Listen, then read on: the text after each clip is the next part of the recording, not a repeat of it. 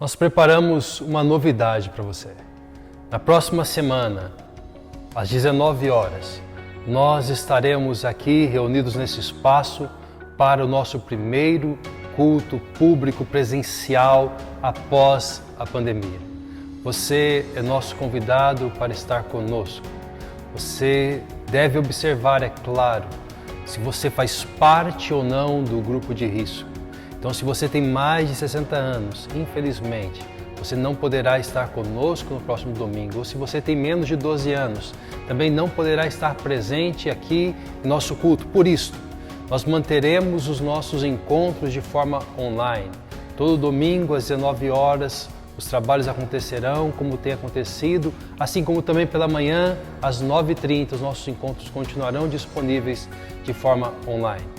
Mas, no próximo domingo, apenas às 19 horas, nós teremos aqui um culto em nossa comunidade. Nós teremos 35 vagas aqui.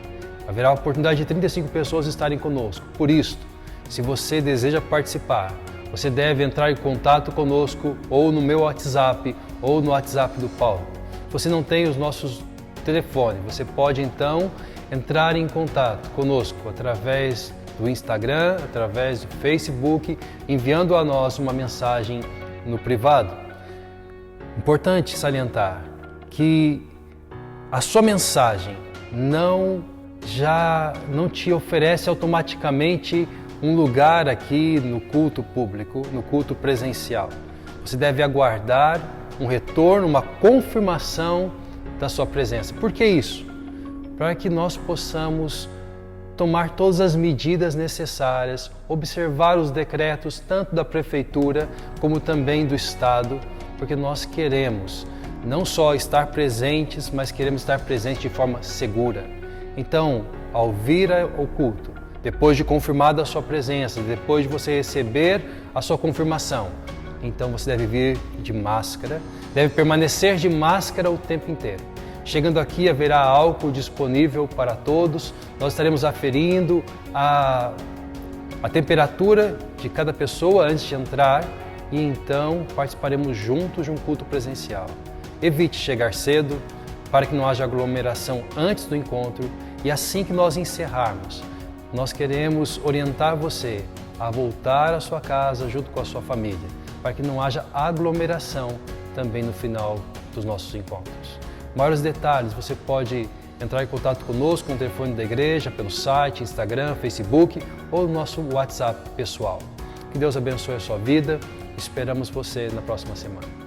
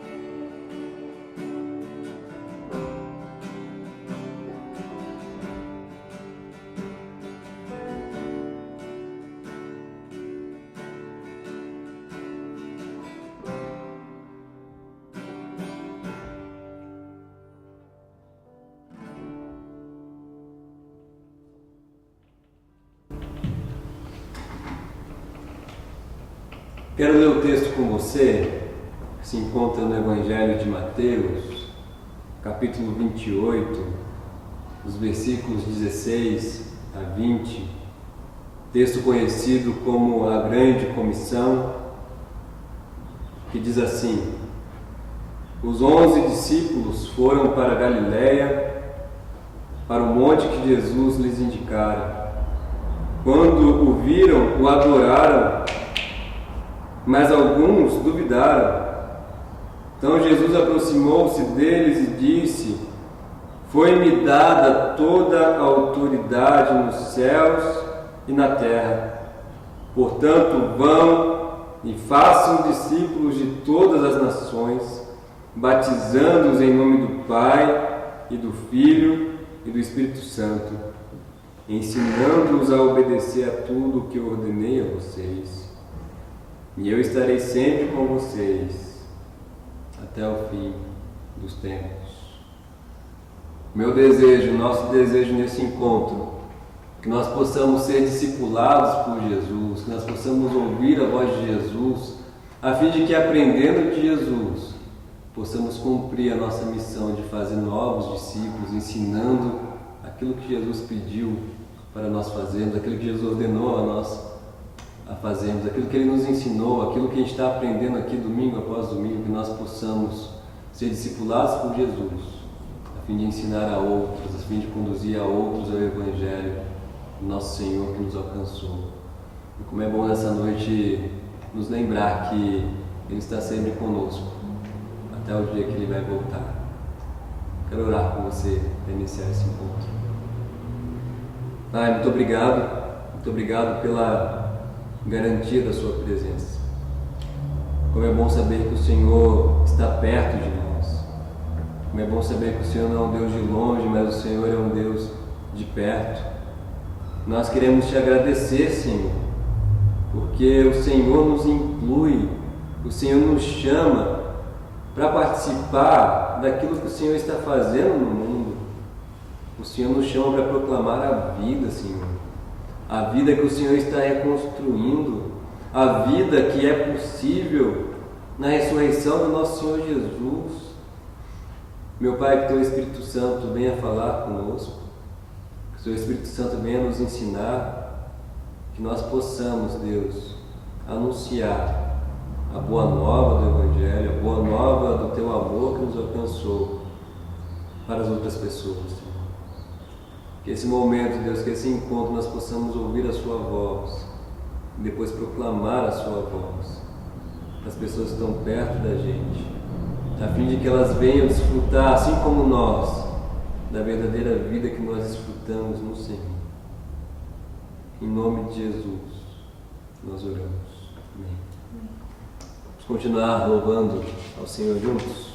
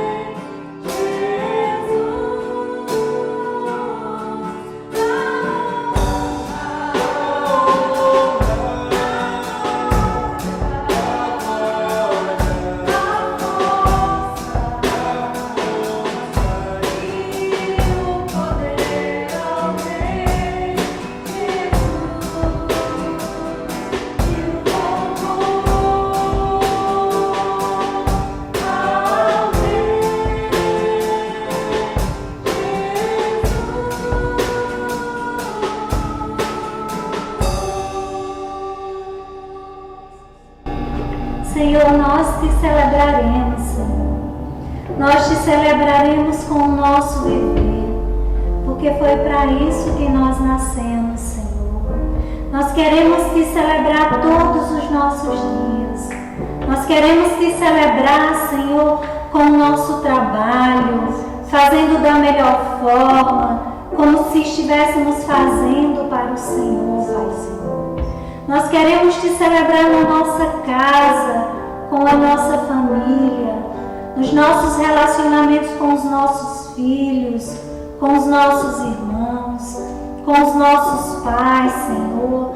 Nós queremos te celebrar com o nosso cônjuge, Senhor. Nós queremos nos sujeitarmos, Senhor, ao outro. Nós queremos te celebrar, Senhor, nas nossas relações de amizade. Ó Deus, não querendo ser maior do que ninguém, Senhor, mas amando o nosso próximo como a nós mesmos, Senhor. Nós queremos te celebrar em tudo que fazemos, em tudo que nós falamos, em tudo que nós vivemos, no nosso dia a dia, até a eternidade, Senhor. Nós te adoramos, Senhor, nós te amamos. Em nome de Jesus. Amém.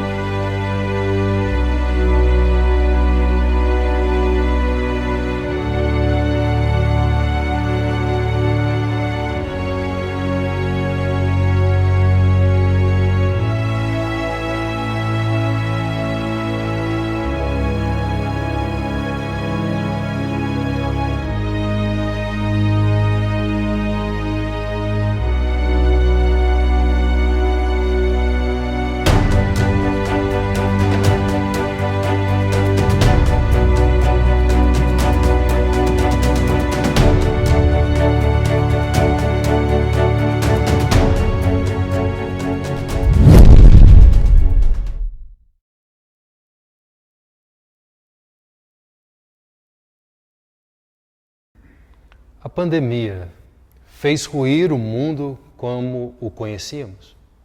Isso é um problema e uma oportunidade.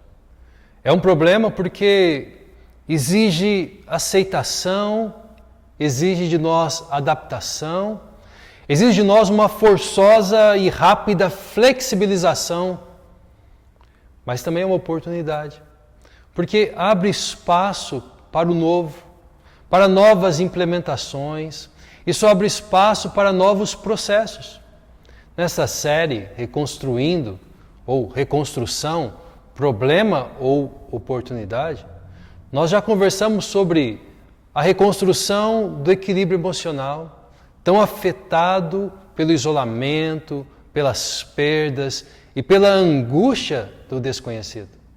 Conversamos sobre a reconstrução do espaço da devoção, tão afetada pela interrupção do convívio natural e a imposição de todo tipo de relações virtuais.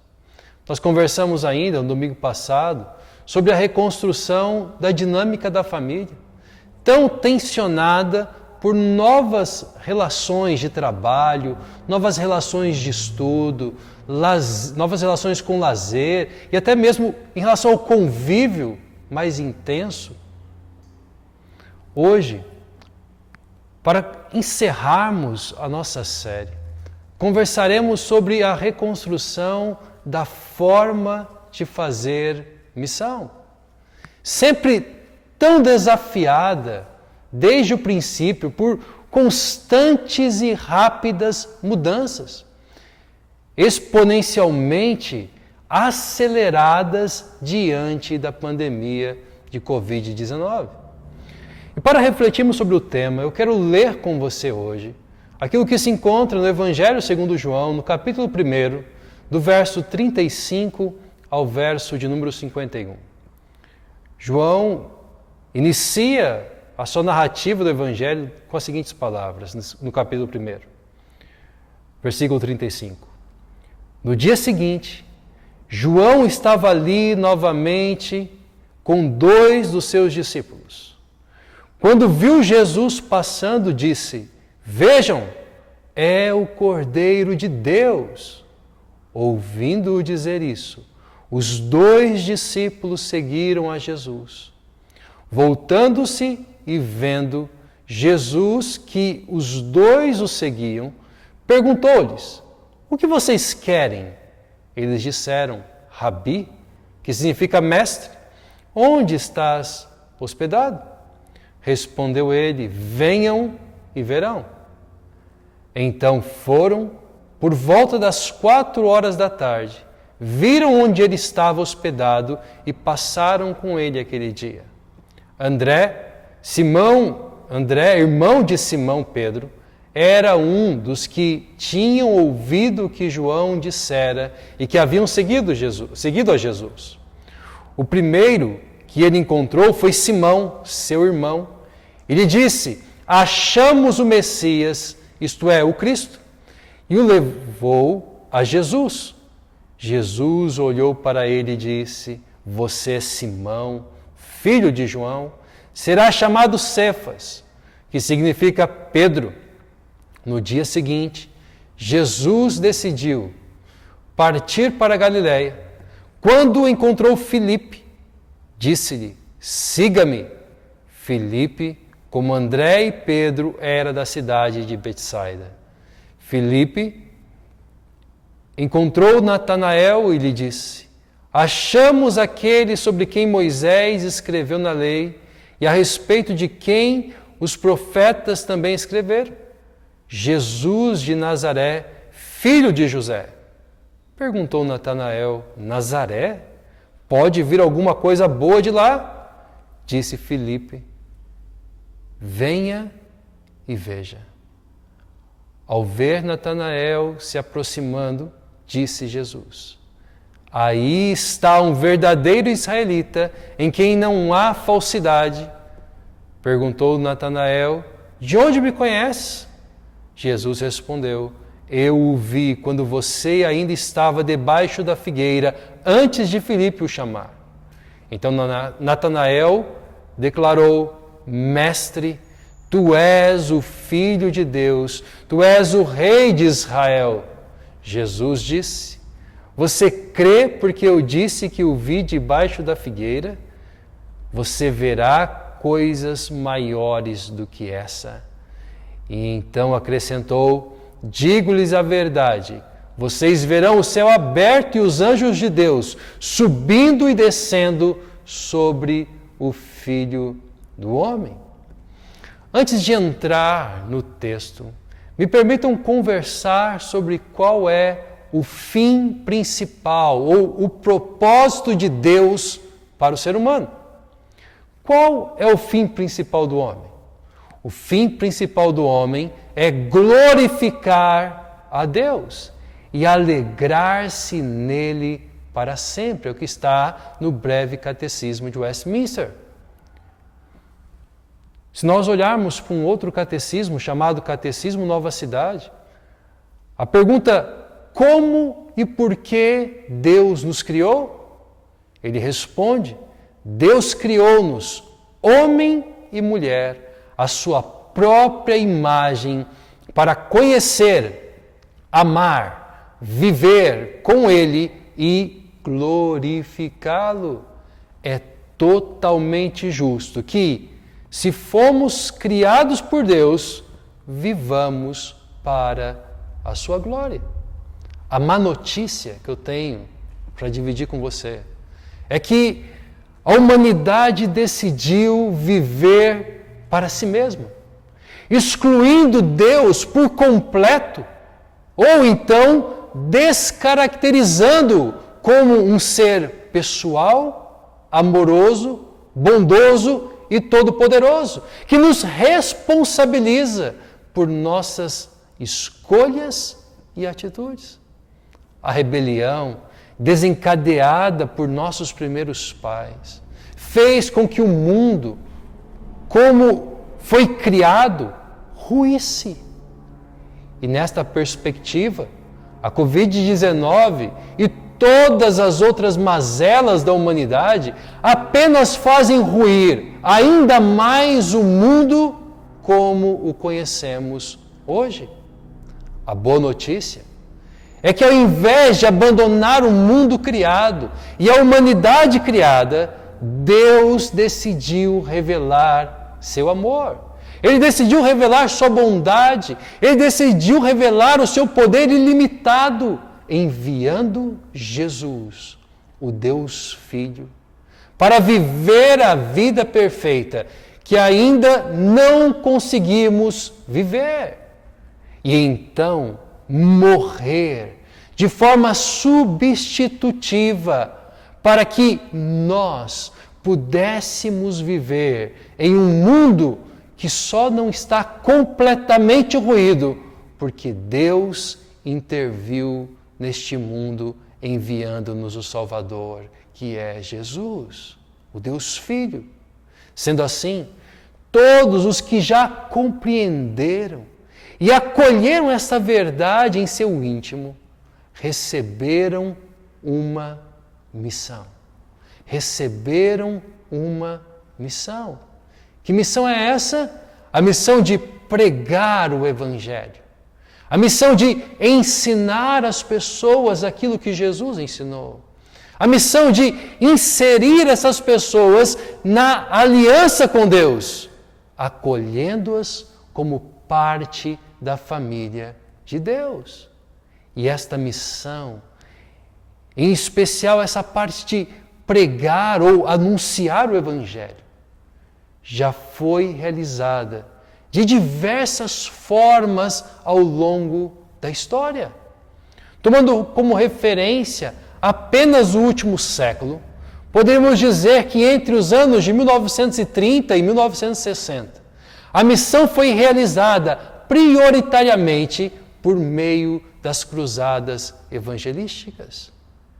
De homens e mulheres que enchiam estádios, que enchiam lugares públicos e ali anunciavam o Evangelho de Cristo Jesus. Entre os anos de 1960 e 1990, a missão foi realizada prioritariamente por meio de visitação evangelística, porta a porta, com panfletos na mão, com breves literaturas. E então, a partir dos anos de 1990, a missão passou a ser realizada prioritariamente por meio de rede de relacionamentos. Evangelismo por amizade. Uma estratégia que sempre coexistiu com todas as outras estratégias usadas antes. Esta é uma estratégia que sempre coexistiu com as outras e que agora, na reconstrução da forma de fazer missão, precisa ser encarada como a forma prioritária, não como a forma exclusiva, mas como a forma prioritária de fazer missão, isso é, de anunciar as boas novas de Jesus, anunciar o Evangelho de Cristo Jesus, o Salvador. Então, como reconstruir a forma de fazer missão, sempre tão desafiada por constantes e rápidas mudanças que foram exponencialmente aceleradas diante da pandemia de Covid-19? A resposta é a seguinte: desenvolva vínculos de confiança. Desenvolva vínculos de confiança. Aqui está uma excelente motivação para você deixar a sua bolha de pseudo-segurança em que você vive e começar a criar conexões, expondo-se e deixando que outros entrem na sua vida, na sua história. Desenvolva vínculos de confiança pelos quais o Evangelho pode fluir com naturalidade e credibilidade. Vou repetir. Qual o nosso desafio? Aquilo que vamos conversar aqui hoje. Desenvolva vínculos de confiança pelos quais o Evangelho possa fluir com naturalidade e credibilidade. Reconstruir a forma de fazer missão a partir do desenvolvimento de vínculos de confiança. Primeiro, liberta-nos do medo do outro, pois nos põe em contato com o outro. Segundo, nos liberta do egoísmo de um relacionamento criado apenas por mim, por meio de mim e para mim mesmo. É libertador compreender a importância, o lugar da construção de relacionamentos de confiança. A introdução do Evangelho, segundo escreveu João, ressalta esta forma de fazer missão, pois foi por meio do vínculo de confiança que tinham com João Batista que André e João, autor desse Evangelho que lemos, receberam e creram na boa nova de Cristo Jesus. Do verso 35 ao verso 40 encontramos isto, quando João escreve: no dia seguinte, João, isso é João Batista, estava ali novamente com dois dos seus discípulos. Um deles era André e o outro, muito provavelmente, João. Quando viu Jesus passando, disse: vejam, é o Cordeiro de Deus. Ouvindo dizer isso, os dois discípulos seguiram a Jesus, voltando-se e vendo Jesus, que os dois o seguiam, perguntou-lhes: o que vocês querem? Eles disseram: Rabi, que significa mestre, onde estás hospedado? Respondeu Jesus: venham e verão. Então foram por volta das 4 da tarde, viram onde ele estava hospedado e passaram com ele aquele dia. André, irmão de Simão Pedro, era um dos que tinham ouvido o que João Batista dissera e que haviam seguido a Jesus. É quase unânime a crença de que o segundo discípulo que estava ali ao lado de João Batista era João. Afinal, ao ler o Evangelho de João, nós percebemos primeiro que João evita fazer menções a si mesmo. E quando faz, nas raras vezes que o faz, se refere a si mesmo como aquele a quem Jesus amava. Então, devido aos detalhes desse texto, é muito sensato imaginar que esses dois discípulos eram André e o outro discípulo era João. E os dois chegaram até Jesus, ouvindo aquele que fazia parte do vínculo de confiança deles, que era João Batista. Se continuarmos acompanhando a narrativa, descobriremos mais uma vez que o vínculo de confiança foi a forma de fazer a missão. Simão Pedro ouve e é conduzido a Jesus através do vínculo de confiança construído entre os irmãos, isso é, entre Pedro e André. Versículo 41, o primeiro que ele, isto é, André, encontrou foi Simão, seu irmão. Ele disse: achamos o Messias, isto é, o Cristo, e o levou a Jesus. Jesus olhou para ele e disse: você é Simão, filho de João, será chamado Cefas, que significa Pedro. Preste atenção, os três primeiros do total de 12 discípulos chegaram a Jesus por meio de um vínculo de confiança. João chegou assim, André chegou assim, Pedro chegou dessa forma. Eu já poderia talvez parar por aqui e já teríamos argumentos suficientes para o que estamos apresentando hoje. Mas o texto prossegue e graças a Deus, Jesus encontra Filipe. E Jesus mesmo é quem convida Filipe. Digo graças a Deus por isso ter acontecido, porque caso contrário, com certeza haveria alguém já querendo radicalizar e dizer que existe uma única forma bíblica e correta de fazer missão. E a única forma bíblica e correta de fazer missão é através de vínculos de confiança. Isso não é verdade. A Bíblia nos apresenta um Deus que é imutável, mas que age a partir da sua graça multiforme. A mesma Bíblia nos apresenta também um Evangelho que é imutável, mas é transmitido de multiformas em diferentes culturas, a diferentes pessoas. O versículo 43, então, vai nos confirmar o que eu acabei de dizer, quando ele diz aqui: no dia seguinte, Jesus decidiu partir para a Galileia, e quando encontrou Filipe, disse-lhe: siga-me. Filipe, com André e Pedro, era da cidade de Betsaida. Mas, para reforçar o lugar e a relevância do vínculo de confiança, como uma forma não exclusiva, mas bíblica e eficaz, observe como nos últimos versos se repete o que aconteceu com André, João e com Pedro. Por meio do vínculo de confiança, Natanael ouve,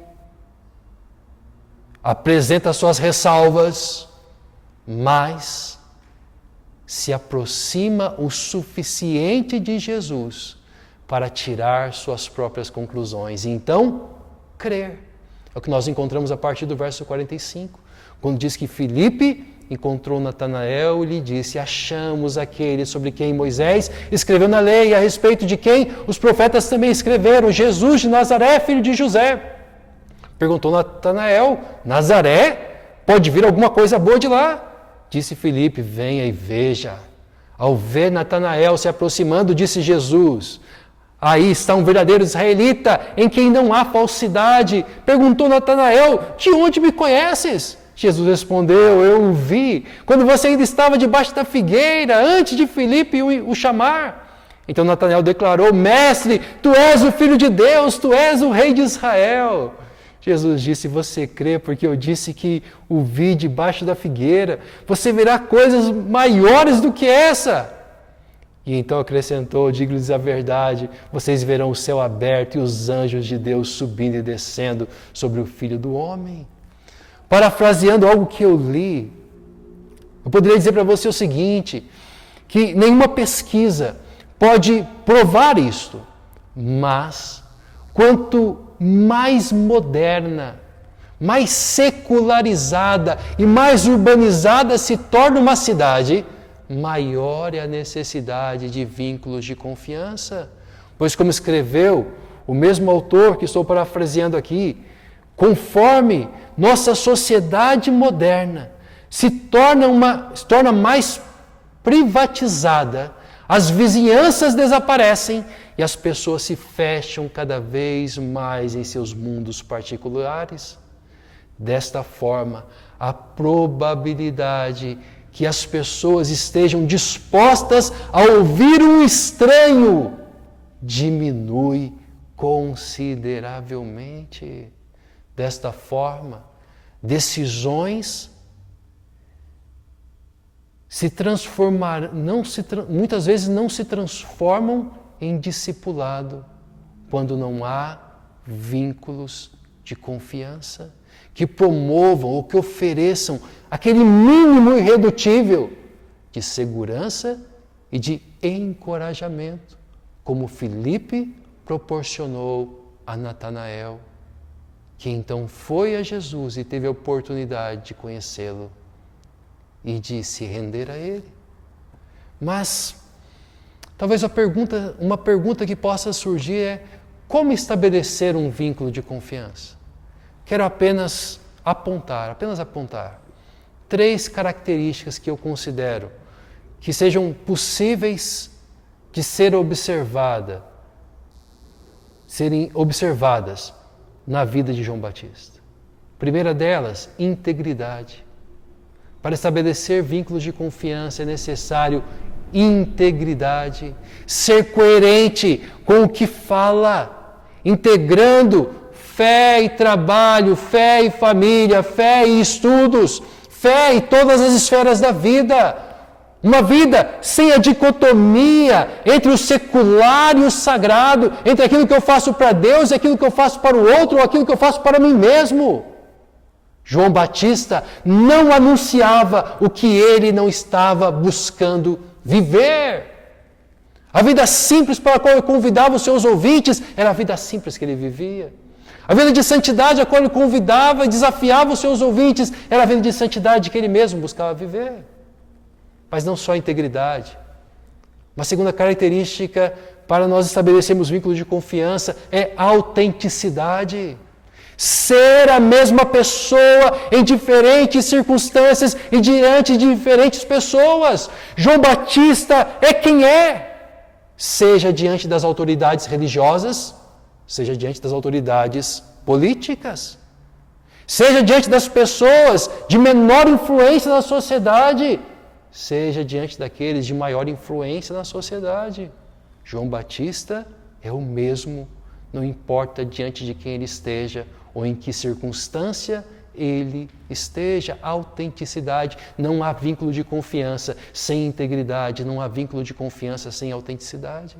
Mas tem mais um último que eu gostaria de destacar, é a vida de João. Eu não vou ter tempo aqui para demonstrar isso, mas ela também mostra isso, que é proximidade.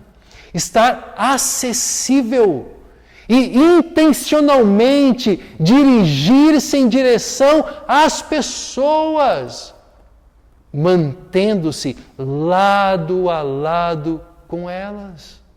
João Batista, assim como Jesus, estava tão exposto, tão próximo às pessoas, que não foi difícil encontrá-lo, que não foi difícil prendê-lo. Não foi difícil achá-lo quando resolveram ou quando decidiram prendê-lo. Por quê? Porque eram pessoas próximas, pessoas acessíveis a outros. Se você deseja, se você está compreendendo que vínculo de confiança é algo para o qual Deus nos chama, você precisa ter sempre na sua mente, sempre essas três palavras: integridade, autenticidade, proximidade.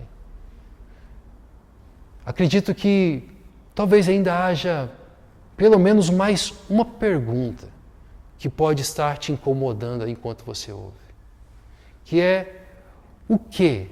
O que dizer sobre o Evangelho dentro do vínculo de confiança? Ok, vou construir o vínculo de confiança, ok, vou observar as três características, mas o que dizer? Então, tirando o fato de que talvez você não goste muito de gente, isso acontece, ok? Ou, tirando o fato de que talvez você não goste muito da ideia de desagradar quem quer que seja, quanto mais um amigo. Talvez o maior tormento seja ter que dizer algo e saber o que dizer. Se este é o seu caso, vamos apenas aqui listar o que foi dito dentro dos vínculos de confiança expostos neste texto. Teríamos muita coisa para poder falar, não tenho tempo para poder dizer, então só quero mencionar aquilo que foi dito. Quem sabe isso não pode ajudar a mim e a você. João Batista disse o seguinte, quando ele anunciou o Evangelho, dentro do seu vínculo de confiança: Jesus é o Cordeiro de Deus que tira o pecado do mundo. Ele é aquele que é capaz de perdoar. Ele é aquele que sabe o que fazer com quem fracassa. Ele tem perdão aos fracassados. Ele tem perdão aos rebeldes.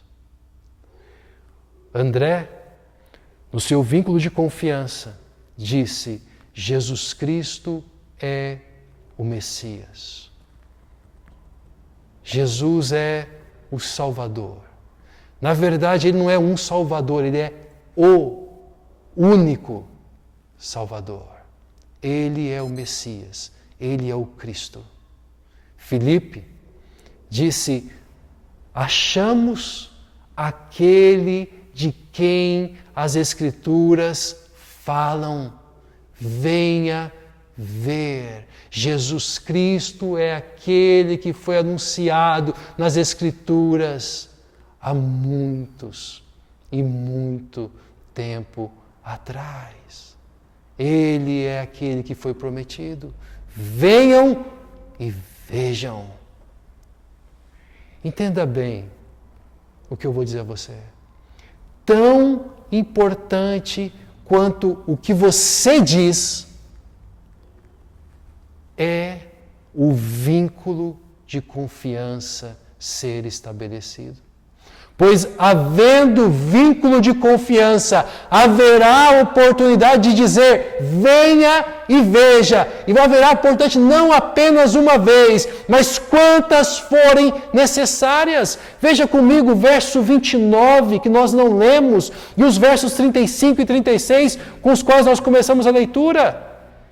João disse, em mais de uma oportunidade, a mesma coisa. No versículo 29 ele disse, vejam, é o Cordeiro de Deus que tira o pecado do mundo. No verso 35 e 36, ali com seus 2 discípulos, ele disse, vejam, é o Cordeiro de Deus. No verso 29, os que ouviram João Batista não se moveram. Não se moveram. Mas quando no dia seguinte, João Batista, dentro do vínculo de confiança, repetiu as mesmas palavras, eles seguiram Jesus. Eles seguiram Jesus. Eu sei que se você não me conhece, se você está aí me ouvindo agora, você não possui nenhum vínculo de confiança comigo. E eu não passo de um estranho para você. Mas, se de alguma forma Jesus está pessoalmente te chamando, como fez com Filipe, eu e a nossa comunidade de fé gostaríamos muito de construir vínculos de confiança com você. Por isso, você pode entrar em contato conosco por mensagem privada no Facebook, ou no Instagram, ou no nosso site. E eu terei uma imensa alegria em te responder, para a partir dessa resposta, quem sabe iniciarmos um vínculo de confiança e juntos caminharmos em direção a Jesus. Agora, se você é discípulo de Jesus, se você o está seguindo, quero te desafiar a construir vínculos de confiança com integridade, com autenticidade e com proximidade. E isto fará bem a você, porque ninguém é uma ilha, ninguém foi criado para viver só. Deus criou uma família. Deus criou a humanidade para viver em vínculo de confiança com Ele, para viver em vínculo de confiança uns com os outros. Mas não fique apenas no vínculo de confiança. O desafio de Deus para mim, para você, hoje é: faça do seu vínculo de confiança um canal por onde flui o Evangelho, um canal para anunciar o Evangelho de Cristo Jesus, o qual encontrou você e transformou, está transformando a sua vida. Se você é um novo crente, se você é um novo cristão, você terá que enfrentar o desafio de ter relacionamentos e credibilidade com não cristãos, mas não se sentir capaz de apresentar e articular o Evangelho adequadamente.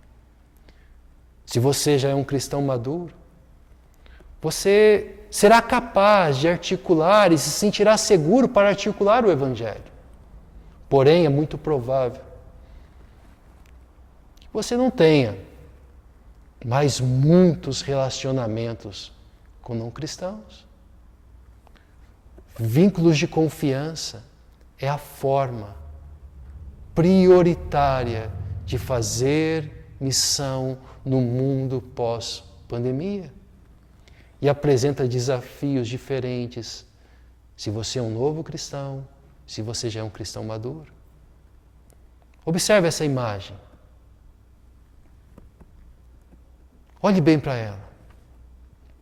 Quais foram os vínculos de confiança através dos quais o Evangelho fluiu até você, te ligando a Jesus?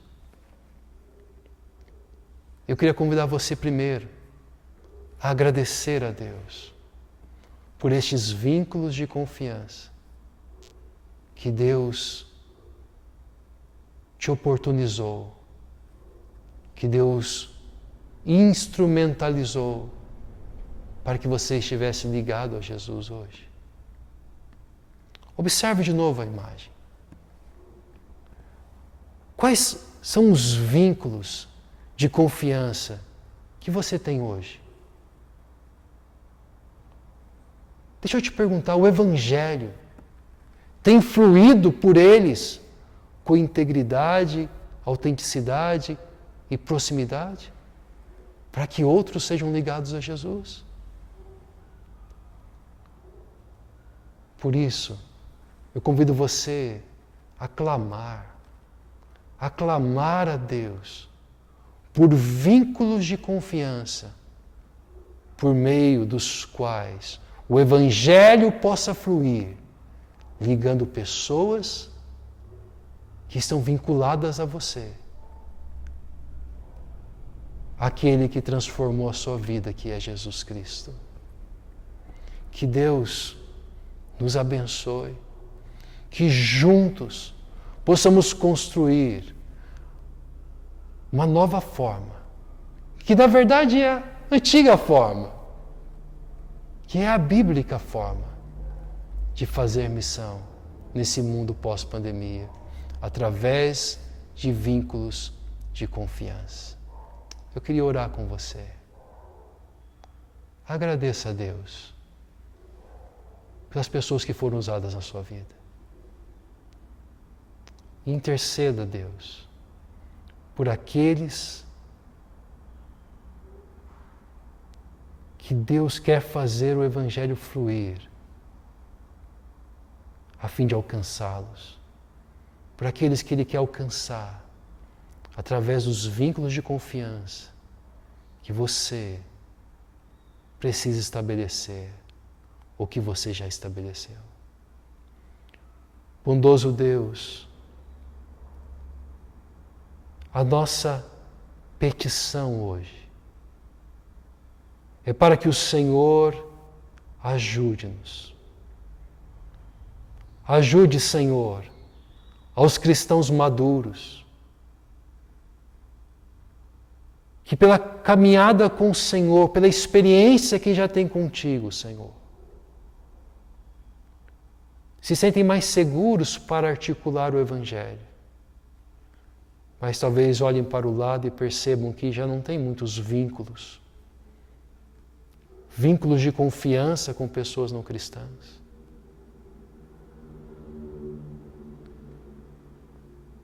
Proporciona a eles novos vínculos, Senhor. Que eles possam resgatar vínculos antigos, estabelecer novos. Eu oro, Senhor, aqueles que são novos cristãos, novos crentes, que possuem, ó Deus, credibilidade e muitos vínculos de confiança, Senhor, mas que se sentem inseguros para articular o Evangelho. Encoraja-os, ó Deus. Põe neles, nos lábios deles, a Tua palavra, como o Senhor prometeu que iria fazê-lo. Que possamos todos nós, ó Deus, enquanto comunidade, ser uma comunidade que vive em vínculos de confiança. Dentro, entre a família dos que creem, mas também com aqueles que o Senhor está convidando para ser também família do Senhor. Essa é a nossa oração, Pai. Com gratidão em nosso coração. Porque lá no passado o Senhor nos deu vínculos de confiança, pelos quais a nossa vida foi conduzida ao Senhor. Ajuda-nos, Senhor, a sermos sempre gratos e a sermos, ó Deus, também instrumentos em Tuas mãos, em nome de Jesus. Quanto mais que o amor de Deus, o Pai, que a graça salvadora de Jesus, que o consolo, o ânimo, a companhia do Espírito esteja sobre a tua vida, criando conexões,